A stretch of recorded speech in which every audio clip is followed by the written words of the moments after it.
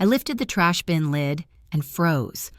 Our wedding photo, creased, smeared with coffee grounds, stared up at me. She called my things clutter. First, the small items went missing. Then I found a browser tab left open, a list of estate pieces with photos that looked a little too familiar. I didn't shout. I started paying attention, and one quiet moment in my living room proved I wasn't imagining any of it. Before I show you the first proof that changed everything, tap subscribe, tell me where you're watching from, and please share this with one person you love. This can happen to anyone. Now let's get into it. My name is Evelyn Carter. I'm 71 years old, a widow, and still very much in love with the man I married over 5 decades ago. His name was Richard. 3 years ago, I lost him to a sudden heart attack. One minute, we were laughing over his terrible attempt at making French toast, and the next, he was gone. No warning, no time to say goodbye. Just a wave of silence that has never really left. When you live alone, the silence becomes familiar, predictable. You begin to recognize the creaks in the floor like old friends, know exactly how the light hits the kitchen table at 7:03 in the morning, and how the scent of Richard's cologne, just a whisper of it left on the collar of his winter coat, still drifts faintly when I open the hallway closet. That coat still hangs there. I haven't had the heart to move it. Some mornings I forget, just for a second, that he's gone.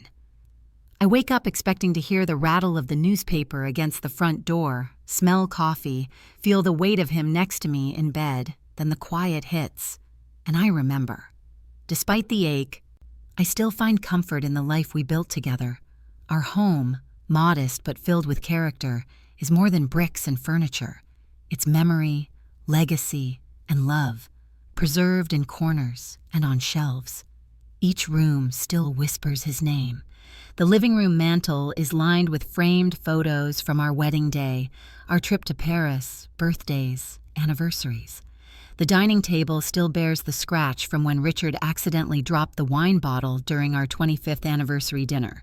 The small antique music box he bought me one Christmas still plays, though a bit slower now. This house is not a museum. It's not frozen in time. It breathes with memory, and I tend to it like a garden. Dusting, rearranging, rereading. There's a rhythm to it, and it keeps me tethered, especially when the world outside feels like it's moved on without me. Of course, not everyone sees it that way. Tiffany, my daughter-in-law, has a very different definition of what a home should look like. Clean lines, minimalist walls, nothing that doesn't serve a functional purpose. Modern, she calls it, clutter-free. She moved in with my son Marcus about a year after Richard passed. They'd been married for a decade, but always lived a few states away. Then Marcus got a job here in town and said it made more sense to move in together. "Help me out," he said. "Keep me company."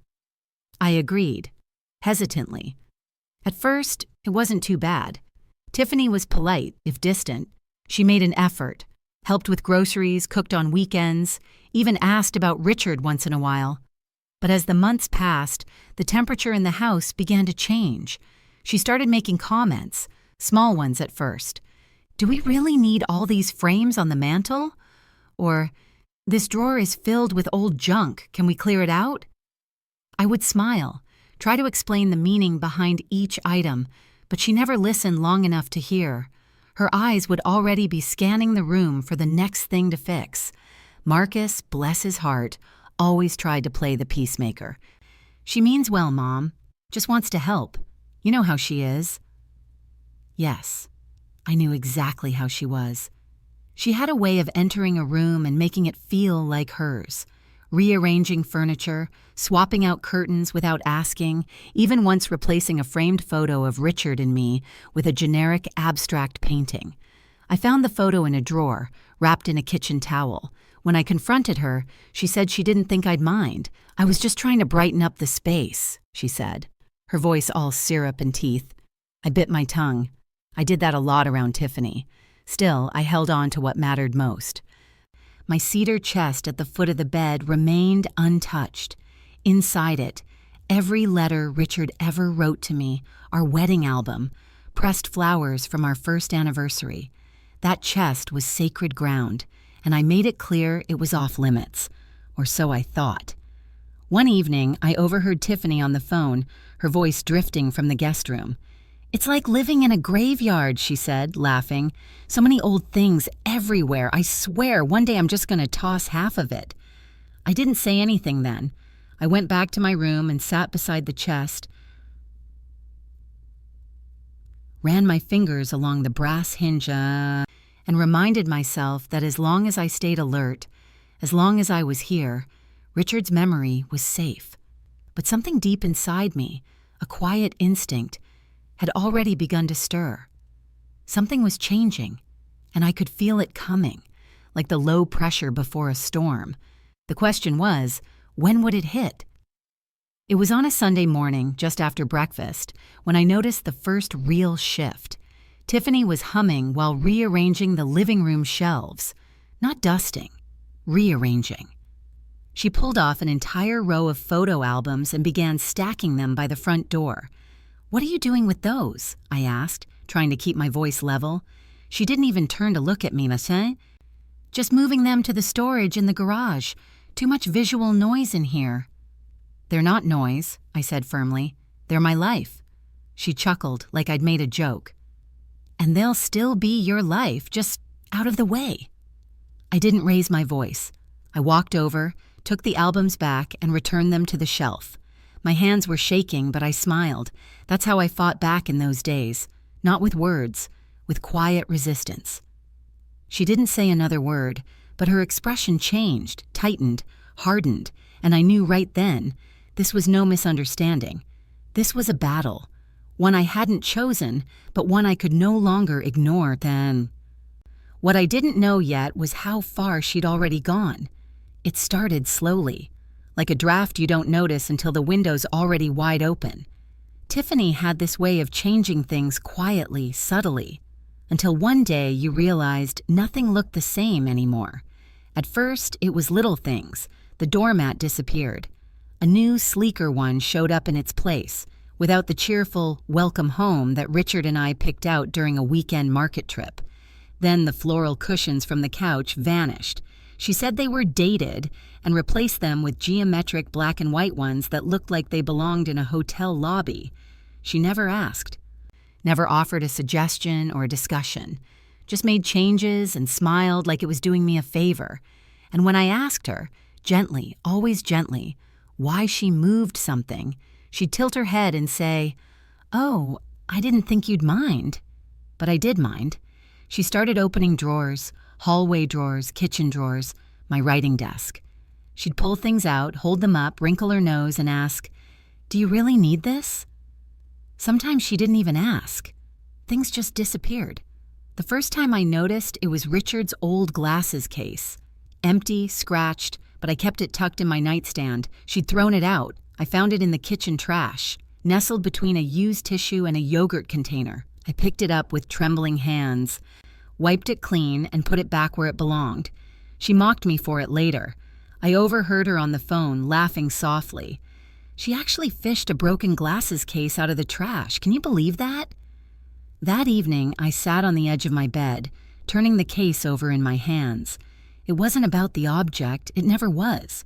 It was about what it meant, what it reminded me of. The way Richard used to polish his glasses, squinting at the crossword puzzle, how he always tucked the case under his pillow when he napped. But Tiffany didn't understand sentiment. She understood surface. Image. Control. She moved on to the guest room, which she now used as her office. The soft floral wallpaper that Richard and I had chosen together decades ago was suddenly stripped off one weekend while I was out visiting an old friend. In its place, cold gray paint. She even replaced the vintage lamp with a modern one that had USB ports built into the base. When I asked her why she didn't at least talk to me about it, she smiled without warmth. "You weren't using that room." Marcus kept quiet. He always kept quiet. I knew he saw it. He'd glance around the house with uncertainty now, eyes lingering on blank spots where family portraits used to hang. But when I brought it up, he'd kiss my forehead and say, "Don't worry, Mom. It's just Tiffany's way of making the place feel fresh." fresh, as if our memories had gone stale. Even the kitchen wasn't safe. My favorite teacups disappeared, soft blue porcelain with hand-painted flowers. Tiffany replaced them with sleek white mugs that all looked the same. Easier to stack, she said, stacking them right where my teacups had been for 40 years. Then came the cedar chest. One afternoon, I caught her trying to open it. The key was in the drawer beside my bed, and I knew she'd gone looking for it. I walked in just in time to see her standing over the chest, her hand on the lid. "Don't," I said. My voice came out sharper than I intended. She turned, startled. "I was just curious. It looks like something that's taking up a lot of space." "It stays shut, always. Locks keep out thieves. They don't stop ambition." She raised her hands in mock surrender. "Okay, relax." I didn't relax. I sat on the chest that night, slept in a chair beside it. The next morning, I changed the drawer I kept the key in. That week, more of Richard's books vanished from the shelves. First his hardcover edition of To Kill a Mockingbird, then his copy of Moby Dick with the worn spine. I found the books in a box in the garage, key labeled Donate. I pulled them out one by one, brushed the dust off, and carried them back inside. My hands ached, but my heart ached more. She was erasing him, piece by piece, smile by smile. I couldn't prove it, not yet, but I knew. One night, I stood in the living room and turned slowly, trying to picture what it had looked like a year ago. Warm, personal. Now it was all muted colors and sharp edges. Tiffany's style, Tiffany's rules, Tiffany's house. But I was still there, and I was starting to see the truth. This wasn't just about redecorating. This was about control, erasure. And it wasn't going to stop, not unless I did something. I just didn't know what. Yet. It was a Tuesday morning when everything changed. The air was cool, the kind of crisp that makes your bones ache and your coffee taste sharper. I had just finished breakfast, half a slice of toast, a soft-boiled egg, and walked outside with the kitchen garbage in hand. The bin sat behind the garage, tucked beside the hydrangeas that hadn't bloomed right since the year Richard died. I remember I was humming something. I don't even know what now. Just a tune from some radio ad, maybe, completely unaware of what I was about to find. I lifted the bin lid and was about to toss my bag in when I noticed something odd. There was another trash bag already inside. It wasn't the usual kitchen liner I used. It was black, heavy-duty, and tied tightly. Something about it felt off. I don't know why I noticed it. Maybe the way it sagged or the shape of it. But I paused, reached in, tugged it closer. It wasn't even sealed properly. The top knot had come slightly undone. A corner of something stiff poked out. I pulled it back. The knot slipped, and my pass stared back, smeared with coffee grounds. And my breath caught in my throat. It was a photograph. Our wedding photo. Trash tells the truth about intent. Me in my lace dress, holding Richard's arm, smiling up at him like I was the luckiest woman alive. Because I was. And there he was, strong-jawed, clean-shaven, wearing that ridiculous powder blue tuxedo he insisted on. I loved that photo. It used to sit on the bedroom dresser, framed in silver. Now it was covered in grime, crumpled, the edge torn. My fingers trembled as I pulled more from the bag. The photo album from our Paris trip. Pages ripped, smeared with something that looked like coffee grounds. A birthday card Richard had written me when I turned 60, a small velvet box that once held the brooch he gave me on our 30th anniversary. Empty. I couldn't breathe. I dropped to my knees beside the bin and kept digging. Every item was a fresh wound, a torn letter, a broken frame. A book with Richard's handwriting inside the cover, now bent and stained. I reached in deeper, fingers numb. I don't remember how long I sat there. Eventually, I heard the back door creak open. "What are you doing?" Tiffany's voice rang out, annoyed but trying to sound casual. She stepped out onto the porch in her robe, holding her phone. I stood up, dirt smudged on my palms, clutching the wedding photo like it was a lifeline. "You threw this away," I said. My voice didn't sound like mine. She blinked. "What?" "You threw away our wedding photo. Our letters. Richard's things." She squinted at the bag. Oh, that stuff? I didn't think it mattered. It was just clutter, Evelyn. Old junk. I thought you were getting rid of it. I stared at her. Why would I ever throw away the only things I have left of him? She rolled her eyes, pulling her robe tighter. I don't know. Maybe you're finally moving on. Honestly, you should. It's been, 3 years? Get out of my sight, I whispered. She raised an eyebrow. Excuse me? Go inside. Now. There must have been something in my voice, because she didn't argue, just huffed and turned back toward the house. I carried the trash bag inside like it was a body, set it down on the dining table. One by one, I pulled out every piece, laid it on the tablecloth, tried to clean what I could.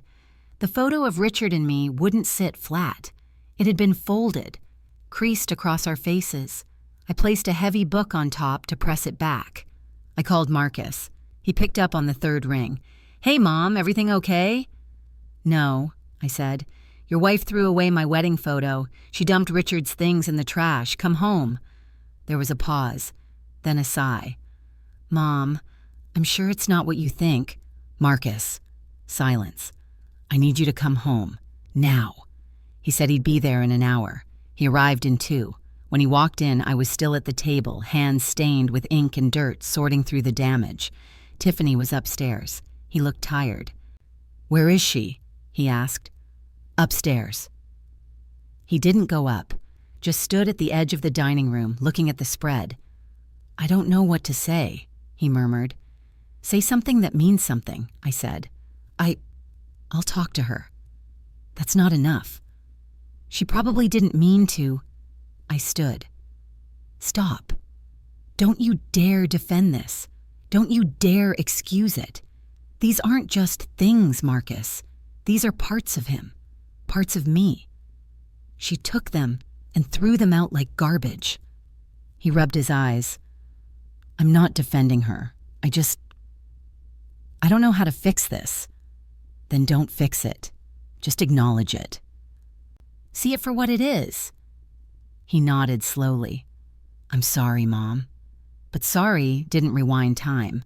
Sorry didn't erase the coffee stains or uncrease the photographs. After he left the room, I sat back down, alone again, surrounded by what was left of Richard. And for the first time since he died, I felt like I was losing him all over again. But this time, I wasn't going to let it happen. The days after the trash bag incident passed like slow-moving clouds, heavy, gray, and impossible to ignore. Something in the house had shifted. Not physically, no. The rooms were the same, the walls hadn't moved. The furniture remained untouched, but the atmosphere? It was no longer mine. Marcus had said he was sorry. He had even spoken to Tiffany, though I never heard the conversation. Whatever he said didn't change a thing. She didn't apologize. She didn't acknowledge anything. Instead, she walked around the house with a smugness that made my stomach turn, as if she'd won something, as if she had tested the waters and discovered I was just an old woman too sentimental to fight back. I didn't speak to her for 3 days, not a single word. She didn't seem to mind. Marcus tried to act like everything was normal. He'd ask if I wanted coffee in the mornings, talk about work, mention the weather. I answered with one-word responses and distant nods. My eyes stayed on the objects around me, on what remained. I was taking silent inventory now, counting what was left, trying to memorize the location of every book, every photo, every keepsake. Because the truth was, I didn't trust what I couldn't see anymore. I found myself closing doors, locking drawers, tucking small items into places Tiffany would never think to look. I took my wedding ring, the one I hadn't worn in years but still kept in the jewelry box beside my bed, and taped it to the back of a painting in the hallway.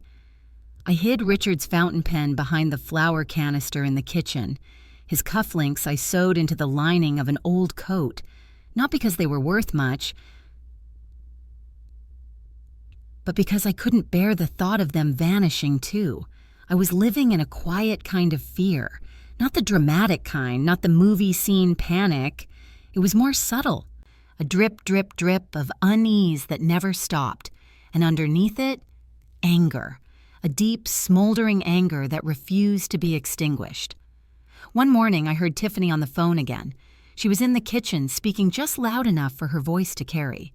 "She's just wasting away in there," she said, "stuck in the past. Honestly, it's a mercy someone's trying to clear the clutter."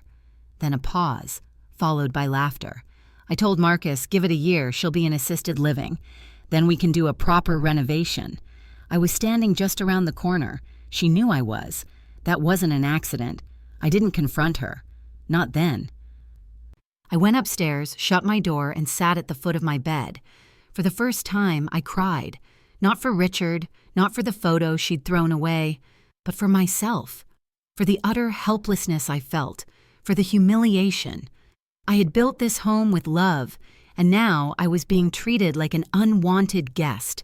But crying didn't last long. It never did with me.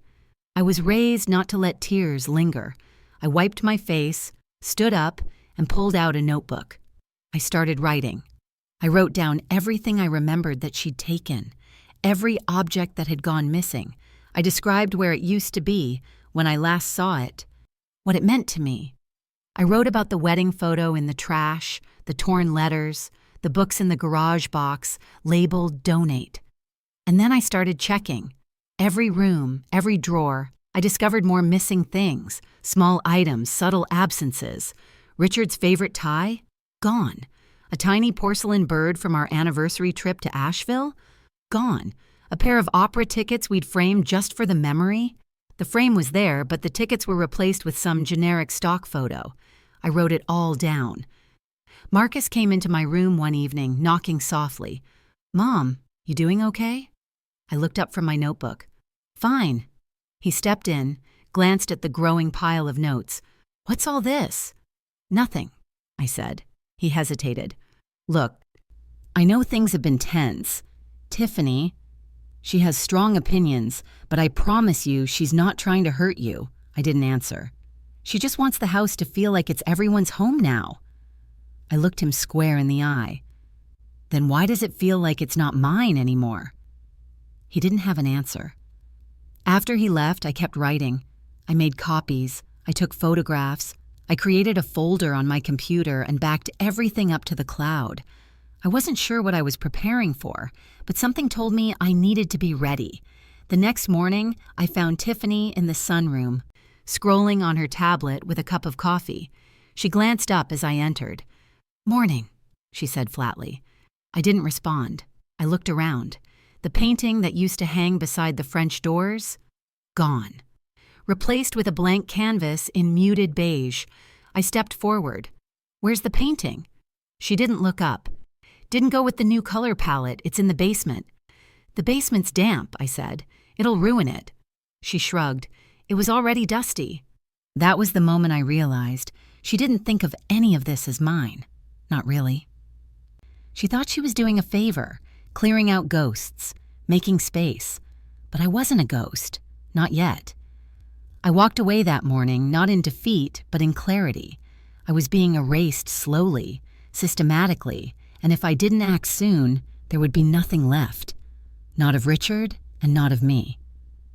That night, I took out the voice recorder app on my phone. I'd never used it before, but I pressed record and set the phone down on the nightstand, and I waited. Waited for the right moment to catch her being herself.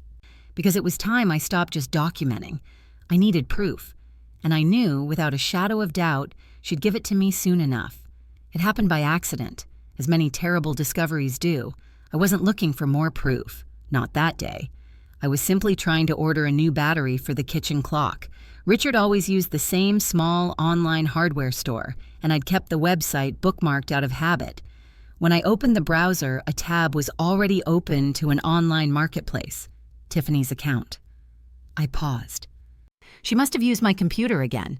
She did it often, despite having her own tablet and phone, said it was more convenient or that she needed the bigger screen. I didn't argue. But now I stared at the screen, my breath halting as I registered what was there. A list of items for sale. My brooch. Not just a brooch, the brooch. The one Richard gave me for our 30th anniversary, a delicate silver pin shaped like a magnolia bloom with a single pearl in the center. I clicked on the listing, and there it was, displayed against a cheap velvet cloth like it was any old accessory. $70 or best offer. I wasn't grieving anymore. I was logging evidence. My throat went dry. My hands shook as I scrolled. Richard's wristwatch. His old reading lamp. A vintage locket with my initials engraved on the back. I clicked, View More from this seller. The screen loaded a long list. A horrifying list.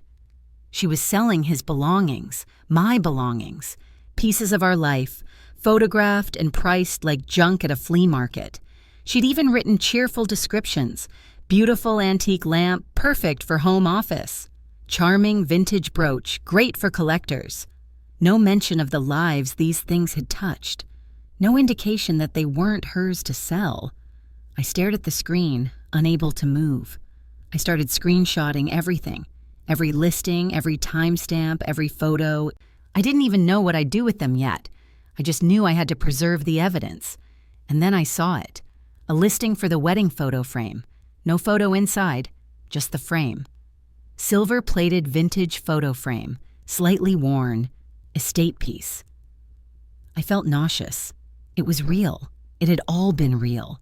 Nothing this neat happens by accident. The whispers in the hall, the missing items, the cold laughter.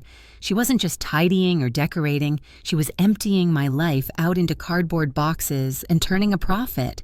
I closed the computer, stood up, and walked to the cedar chest. The key was still hidden. I unlocked it and began checking through its contents with trembling hands. The letters were there. The album. The pressed flowers. But something was missing. Richard's old military patch. The one he'd kept from his time in service. The one he used to hold during thunderstorms when the memories got too loud. Gone. I nearly collapsed. That night, I couldn't sleep. I sat in bed staring at the ceiling, my mind racing. I listened for sounds in the hallway, but Tiffany's footsteps never came. Still, I knew she was scheming. She always was. In the morning, I made tea. I sat at the table and waited for her to come down. When she did, dressed in workout clothes and scrolling through her phone, I forced myself to stay calm. "Tiffany," I said. She looked up. "Yeah? Have you seen Richard's patch? The one that was in the chest?" She furrowed her brow. "The little fabric thing?" "Yes." She shrugged. "I think I saw it a while ago, maybe in the garage." "The garage?" She took a sip of her smoothie. "I've been clearing out things that don't have a place. You said you didn't want clutter." "I never said that." "Well, maybe not in those words." I stood slowly. "Tiffany." "That was his. It wasn't yours to move." She sighed dramatically. "You can't keep everything forever, Evelyn." I didn't answer. I just turned and walked upstairs. The conversation was useless. Back in my room, I opened my phone and started transferring the screenshots from the computer. I emailed them to myself. I saved them in 3 different folders, one on the cloud, one on a flash drive, and one on an external hard drive I hadn't touched in years. I wrote notes beside each listing, the date, what the item meant when I last saw it, what she had renamed it. Every object became a weapon in her campaign. Every deleted photo, every vanished keepsake, a fresh cut, a digital knife. I opened my notebook and started adding to the growing evidence. I included the fake descriptions she'd written. I printed out the listings. I filed them alphabetically. I didn't tell Marcus. Not yet. He wasn't ready to hear the truth. Or maybe he already knew and didn't want to face it. Maybe he didn't want to choose. But one day, he'd have no choice. That evening, while Tiffany was out jogging, I snuck into the garage. The boxes were neatly stacked. I opened one and found more books, more trinkets, some mine, some Richard's. One still had a tag, "Post soon." She hadn't even listed it yet. She was stockpiling. I took photographs of the boxes, of the tags, of the handwriting. I replaced everything exactly as I'd found it. Later that night, I sat on the floor of my room and cried. Not because I was weak, but because the enormity of it all had finally caught up with me. She wasn't just disrespecting me. She was stealing my life out from under me, digitizing it, turning it into cash. But she had made a mistake. She'd left the tab open.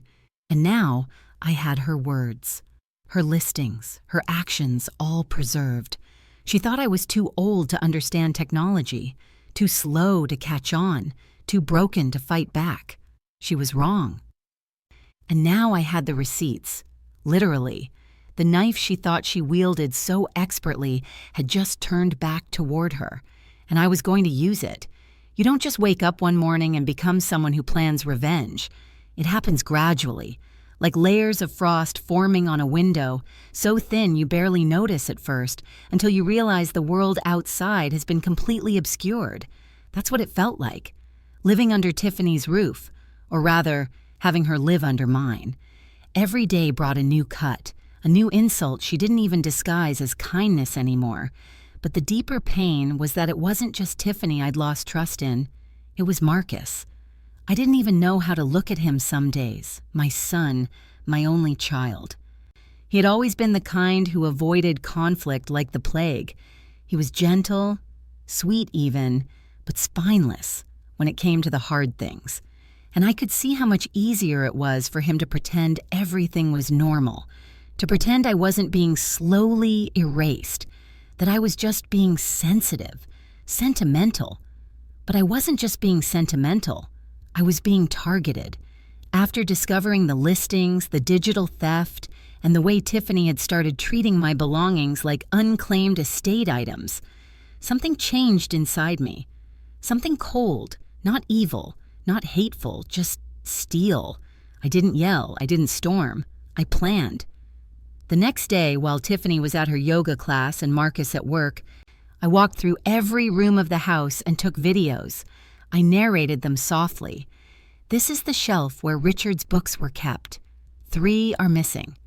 This is the painting we bought in Asheville. It has been removed and replaced with a beige canvas. The cedar chest still contains our wedding album and flower pressings. I check it every day. I saved every video, backed them up like the screenshots. I bought a small notebook and labeled it plainly.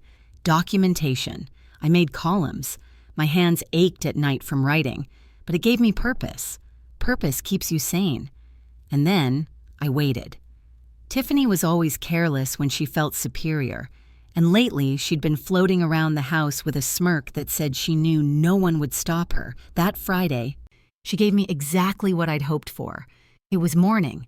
I was in the laundry room folding towels. She walked past, talking on her phone, not seeing me. Her voice was sharp, laced with laughter. She hasn't got a clue. Honestly, I don't even care if she notices anymore. The sooner we clear out all that ancient crap, the sooner I can finally redo the master bedroom. I'm not living in a museum for the rest of my life. She paused. Marcus won't say anything. He's too scared she'll cry. Besides, I told him once she's in a home, we'll inherit the place. Might as well start now. I stood frozen, a towel clutched in my hand, and the recording app on my phone was already running from earlier that morning. I had gotten into the habit of keeping it on when I was alone in the house. My phone sat on the dryer, still lit, still listening. I walked over and saved the file. That night, after they went to bed, I transferred it to my computer, added it to the evidence folder, labeled it Recording 04. She hasn't got a clue. I played it back 3 times, not because I didn't believe it, but because I wanted to make sure every word was crisp, every syllable clear. Now I had her voice, her words, her plan. The quiet was over. The clock had started. And that's when I called Daniel. Daniel Hayes had been our family lawyer for years. He helped Richard and me write our wills, draft our trust, and settle a property dispute with a neighbor long ago. He was calm, methodical, and above all, trustworthy. I hadn't spoken to him in over 2 years, but when I called, he picked up on the second ring. Evelyn? Yes, Daniel, I need your help. Tell me everything. We met the next afternoon at his office. I brought a thick folder filled with printed screenshots, listings, photos of boxes in the garage, transcripts of my recordings, and a USB drive containing all the digital files. He listened, patiently, quietly. When I was done, he leaned back in his chair, steepled his fingers, and said, "You've done more groundwork than half my interns." "That's what pain teaches you," I said. He smiled sadly. "You're not crazy, Evelyn. What you're experiencing is a slow campaign of control. Whether she realizes it or not, Tiffany is attempting to rewrite this home. Your memories, your rights. Can I stop her?" He nodded. "Absolutely. But we'll need to do this carefully, with dignity. If you lose your temper, they'll dismiss you as emotional. But if you stay composed, and we reveal this with strategy, they'll have nowhere to run." I left his office feeling lighter, not better, but stronger. That night, I sat with Richard's wedding band in my palm, and for the first time in weeks, I didn't cry. I whispered, "You'd be proud of me." I slept with the folder on my nightstand. The next morning, I made breakfast and acted as if everything was normal. Tiffany breezed in, made a smoothie, scrolled through her phone. Marcus kissed my cheek on his way to work. They had no idea. I spent the day reviewing everything Daniel had told me. We weren't going to go to court. Not yet. First, we would reveal the truth. Let them see themselves through their own words and actions. Let the evidence do what my voice had never been allowed to. Daniel drafted a letter. Not legal, not yet. Just a summary of findings, cold, neutral, damning. We would present it at the next family gathering. Tiffany thought she was winning, but she didn't know I had stopped playing defense. She didn't know I had turned the corner. She didn't know the silence she had used against me was now my weapon. And when the moment came, I would not raise my voice. I would raise the truth and let it speak for itself. If anyone had looked at me that day, they wouldn't have seen a woman quietly preparing to expose a slow betrayal. I looked the same as always, my silver hair pinned in a neat bun, cardigan buttoned to the top, soft brown flats Richard once called my old lady sneakers. But inside, I was something different. Harder, sharper, ready. After our first meeting, Daniel and I stayed in touch almost every day. Sometimes we met at his office, sometimes at a small corner cafe just off Main Street. He always showed up early, always carried a yellow legal pad, and always treated me like a woman with agency, not just a grieving widow past her prime. It was a courtesy I hadn't realized I'd been missing until I had it again. Daniel reviewed everything I'd brought him with professional care. Screenshots, printed emails, transcribed recordings, photographs of Tiffany's online listings, even the creased wedding photo. He helped me create multiple backups of every file, teaching me how to store them safely, organize them clearly, and most importantly, protect them. He explained how to keep my records chronological, how to label every photo with a date and context, how to note my observations as though I were writing a report. There was comfort in the precision. Pain, too, but a useful kind of pain. What helped most, though, was how he guided my voice. Daniel told me not to argue, not to defend or lash out. He said I wouldn't need to.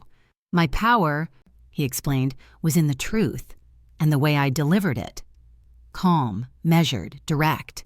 The quieter I spoke, the louder my evidence would ring. He said people like Tiffany expect drama. They don't know what to do when you hand them a mirror instead. I took that to heart. The plan was simple. I would host a quiet family dinner. Tiffany would help prepare, as she always insisted. She enjoyed playing hostess. It made her feel in control. But this time, I would be the one steering things. I would let the evening unfold as usual, small talk, laughter, dessert.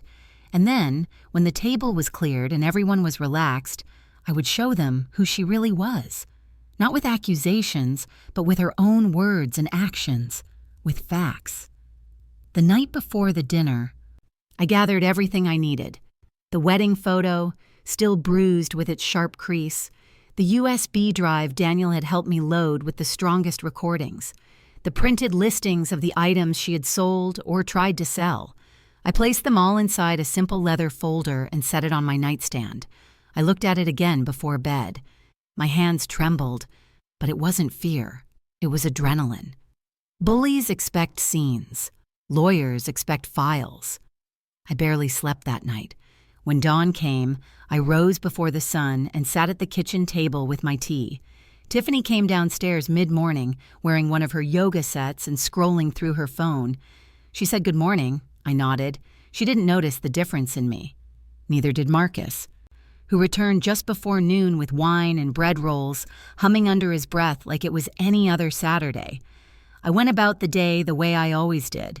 I helped set the table, folded napkins, and listened as Tiffany dictated how the chicken should be seasoned. I let her have her instructions. I didn't push back. That wasn't the plan.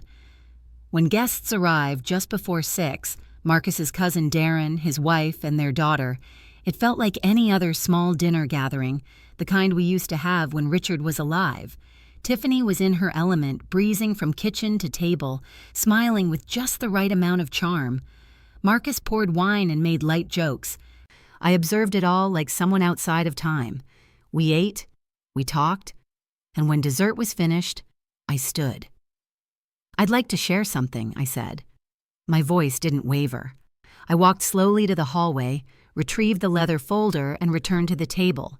Tiffany smiled at first, clearly amused, but as I unzipped the folder and pulled out the wedding photo, her expression twitched. "This is what I found in the trash," I said. I laid it gently on the table in front of me.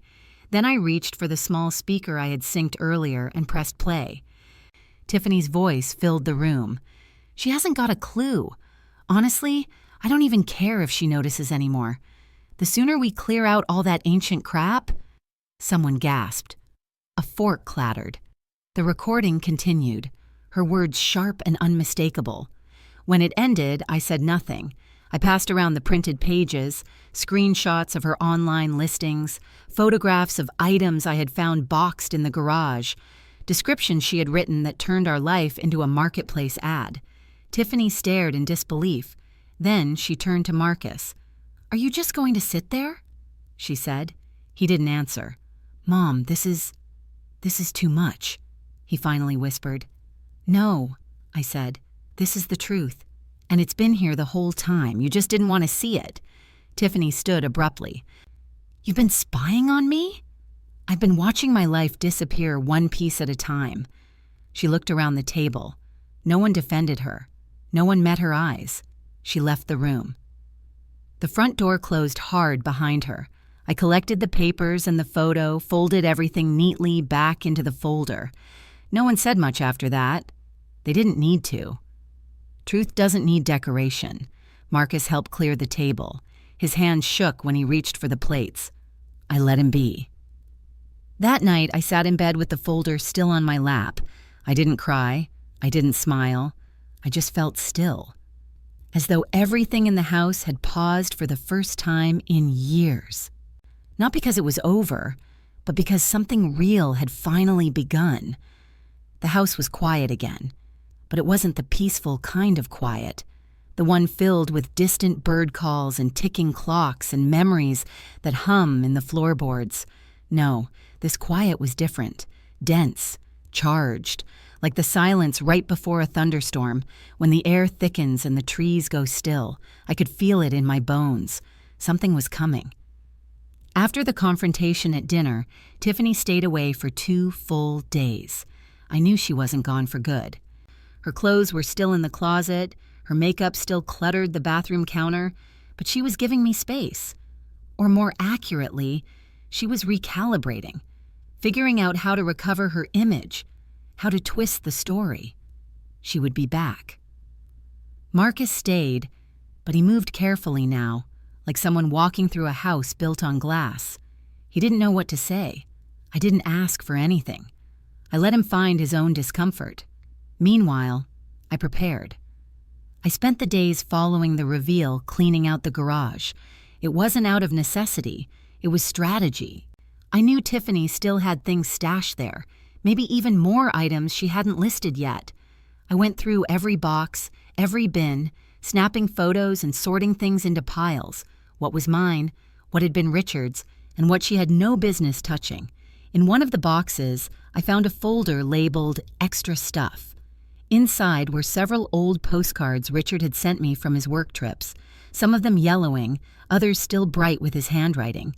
There was also an anniversary card, our 40th, that I had thought was lost. She had taken it out of the cedar chest, probably without me noticing.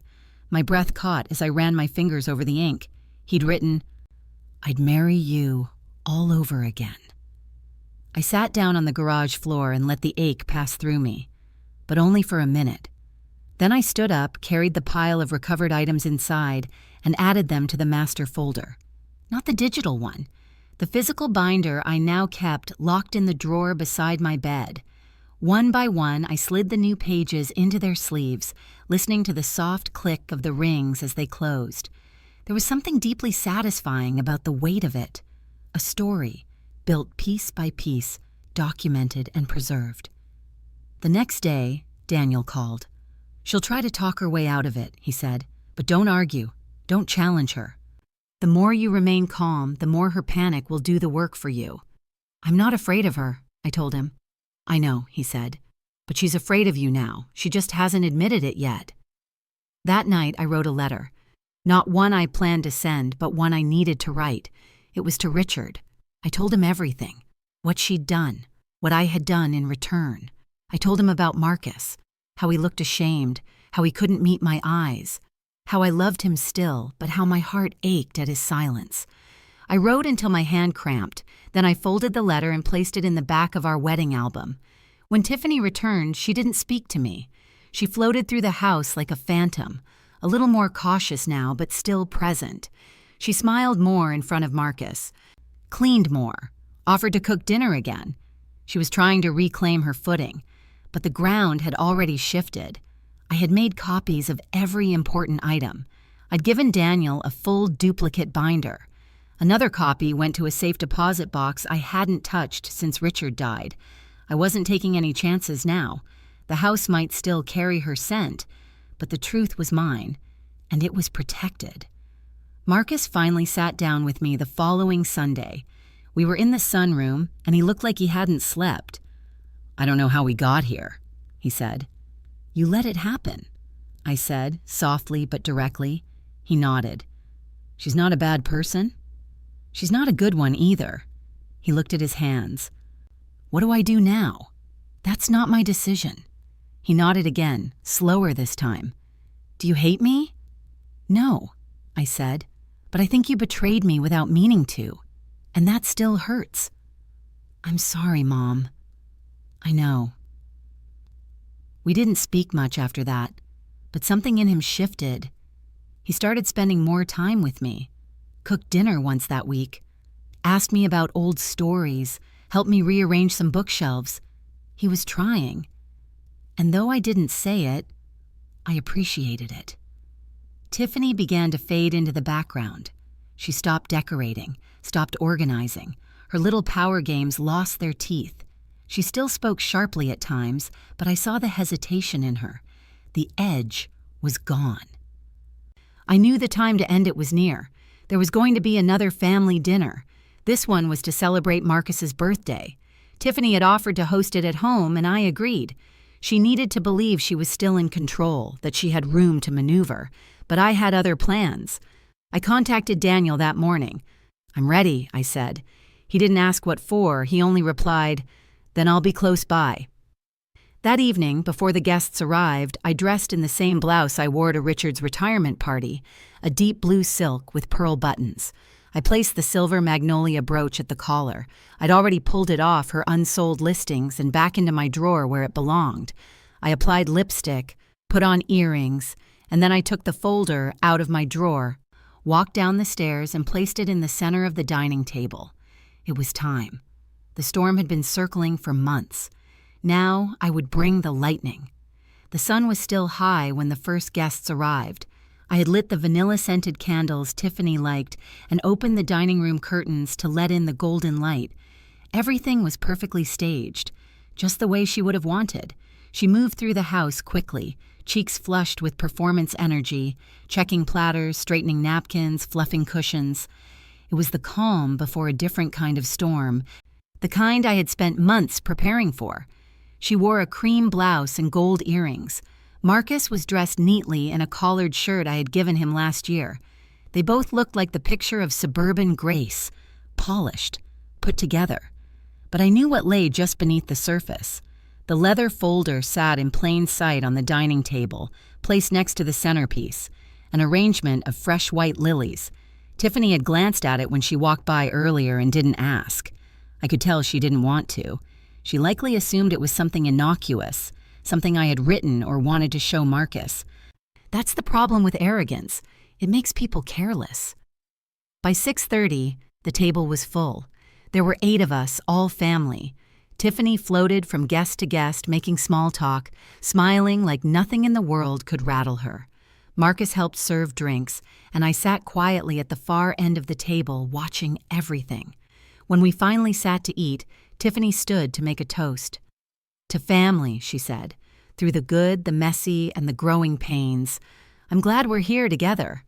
I raised my glass. "To truth," I said. She smiled without understanding. Not yet.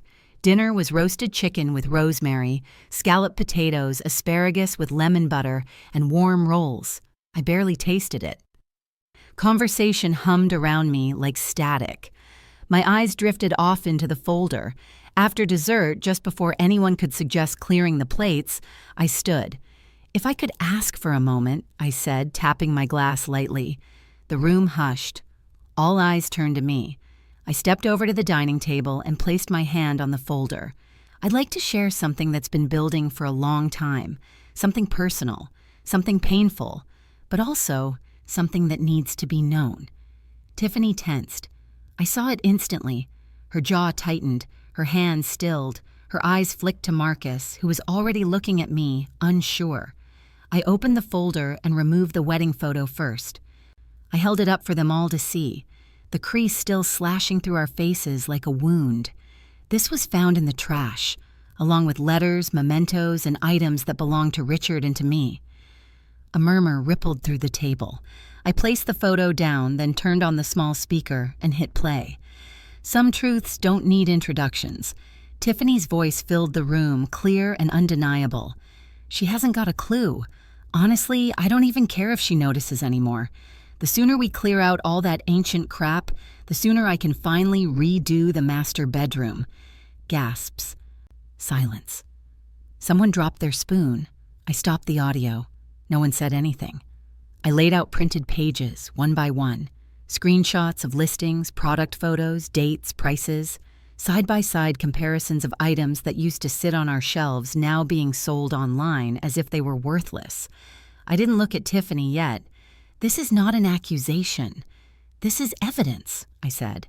"Evidence that someone living under my roof took pieces of my life, my marriage, my history, and treated them like disposable junk." Tiffany stood abruptly. "This is insane." I finally looked at her. "No. What's insane is thinking no one would notice." She turned to Marcus. "You're just going to let her humiliate me in front of everyone?" He opened his mouth, but nothing came out. She continued, her voice rising. "She's been spying on me, digging through my things, listening to my conversations." "I've been watching my life disappear one piece at a time," I said evenly, "and documenting the truth as it happened. That's not spying, that's surviving." She looked around the room. Her cousin-in-law, Marcus's aunt, everyone avoided her gaze. "You're all going to believe her? Over me?" No one answered. Tiffany's face flushed red. Her posture cracked for the first time. She looked suddenly small. She muttered something under her breath and stormed out. The front door slammed moments later. The silence that followed felt immense. Marcus stared down at his plate. I didn't say anything. I didn't need to. The evidence sat between us like a quiet fire, warming the space, illuminating what had been denied for too long. After a few minutes, someone began clearing dishes. Conversations resumed slowly, soft, unsure, but moving again. The room didn't quite relax, but it breathed. Later that night, Marcus knocked gently on my bedroom door. "Come in," I said. He stepped in, eyes tired, voice quiet. "I didn't know how deep it had gotten," he said. "I tried to tell you." "I know, I didn't want to see it." I nodded. "You see it now?" He nodded back. "Thank you for saying something," he added. "For not just taking it quietly." "I did take it quietly," I said. "But I didn't take it passively." He exhaled, stepped forward, and hugged me. I felt his guilt in the way he held on longer than he needed to. "I don't know what happens now," he whispered. "Neither do I said. "But whatever it is, it starts with truth." He left the room, and I sat alone with the folder in my lap. I didn't cry. I didn't smile either. I simply sat, letting the quiet settle around me like soft rain after a long drought. Not silence this time. Peace. The morning after the dinner was quiet, but not the kind of silence that follows anger or grief. It was something softer, a silence made of release, of knowing the worst was behind me, even if the dust hadn't quite settled yet. Tiffany didn't come home that night. Her absence wasn't spoken about. Marcus made coffee like usual, moved through the kitchen without asking where she'd gone. I didn't ask either. We both understood what had happened, even if we weren't ready to say it out loud. The confrontation had cracked something wide open, and once it was exposed, there was no way to put it back in the dark. By noon, the calls began. First, her mother, who left a clipped voicemail asking for a civil conversation. Then a text from Tiffany herself, a strange blend of self-pity and outrage. She accused me of ambushing her, of performing in front of the family, of turning everyone against her. She said I had betrayed her trust, that I had acted like a bitter old woman clinging to the past. I didn't respond, not because I couldn't, but because I didn't need to. Everything that needed to be said had already been heard. Marcus came to me that afternoon, holding the phone in his hand, his face heavy. "She wants to talk," he said. "I have nothing to say to her," I replied. He nodded slowly. "I didn't defend you. I let it happen." "You can't change what's already done, Marcus, but you can decide what comes next." He sat at the table beside me. "She's saying she wants to work through it." I raised an eyebrow. "Through what exactly?" He didn't answer, just stared down at his hands. "She didn't just throw things away," I said. "She threw away trust.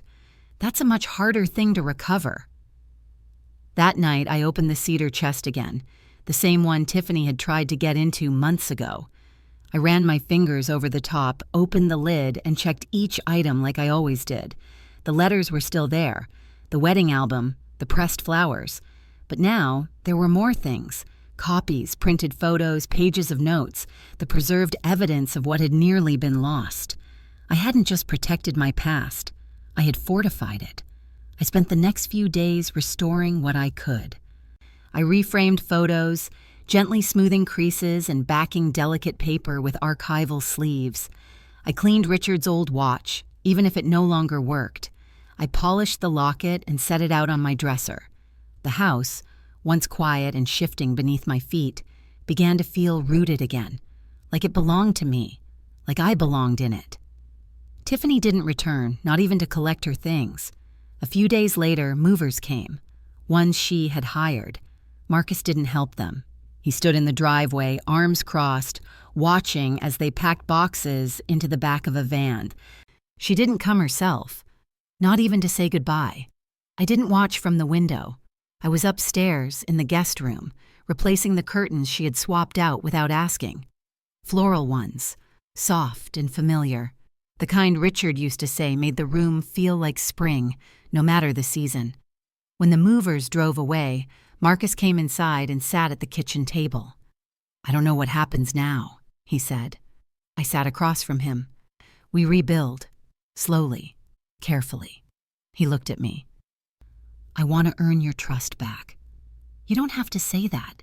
I mean it." "I know," I said. "But trust isn't a speech.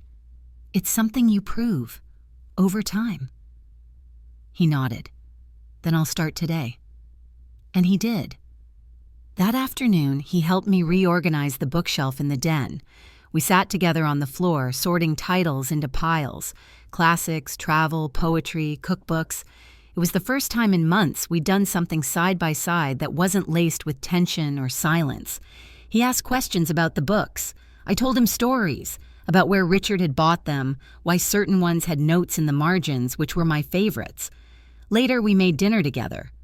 Nothing fancy, soup and toasted cheese sandwiches, but it felt good, whole. That night, before bed, I paused in front of Richard's photo. I looked at him, really looked. His kind eyes, the way he tilted his head slightly when he smiled. "You were right," I whispered. "The truth always comes out in the end." And then I did something I hadn't done in years. I turned off the hallway light and left the door to my bedroom open, no longer needing to close myself off, no longer afraid that everything would vanish while I slept, because now it was safe. Now I was safe, and no one would ever take that from me again.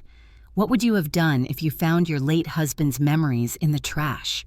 Could you ever forgive someone who tried to erase a part of your life? Let me know your thoughts in the comments.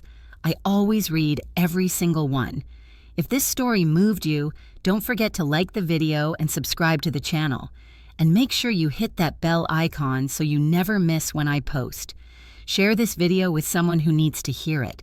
And while you're here, check out one of the stories now on screen. I've got more just like this. And I'll see you again tomorrow, same time, with a brand new one.